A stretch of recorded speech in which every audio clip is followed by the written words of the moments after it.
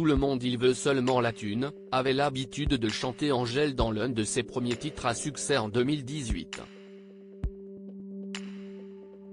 Et bien 5 ans plus tard, il semblerait qu'elle aussi.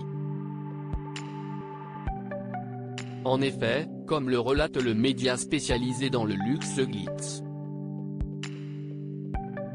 Paris, qui a enquêté sur le contrat d'égérie de la jeune star avec la maison Chanel, le cachet de la chanteuse est conséquent.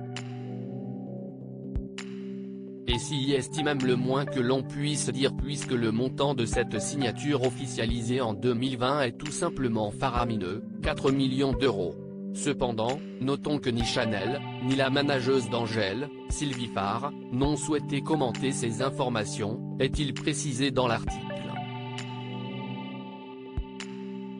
D'après cette même source, il s'agirait d'un contrat d'une durée de 5 ans, qui prévoit que la chanteuse participe à 10 campagnes de publicité de la marque, 5 est destinées à promouvoir des produits de beauté du groupe et 5 autres dédiés à des articles de mode.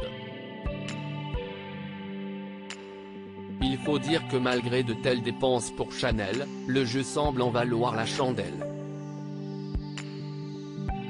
La prestigieuse marque de la rue Cambon s'offre ainsi bien plus qu'une simple actrice ou une chanteuse.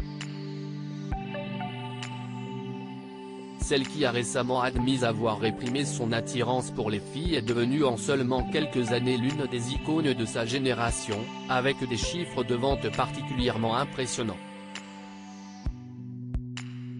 Mais surtout, elle dispose d'une véritable force de frappe sur les réseaux sociaux, en particulier avec Instagram où elle compte 3,6 millions d'abonnés.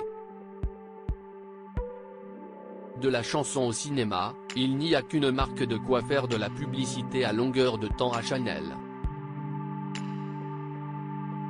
De plus, la maison de haute couture conçoit toutes ses tenues de scène. Si est ainsi que lors de la dernière édition des Victoires de la musique, elle est montée sur scène pour recevoir son trophée d'artiste féminine de l'année avec un ensemble au logo bien visible. Pour s'assurer de bénéficier un maximum de sa nouvelle égérie, Chanel a également facilité les débuts de l'artiste de 27 ans au cinéma.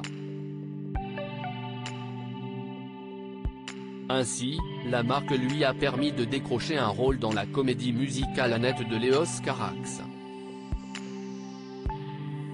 Un film qui a pour actrice principale Marion Cotillard, autre égérie de Chanel. Deux actrices que l'on retrouve notamment à l'affiche du dernier projet de Guillaume Canet, Astérix et Obélix, l'Empire du Milieu.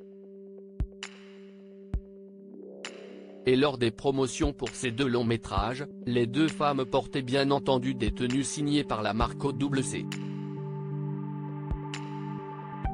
Ceci explique cela.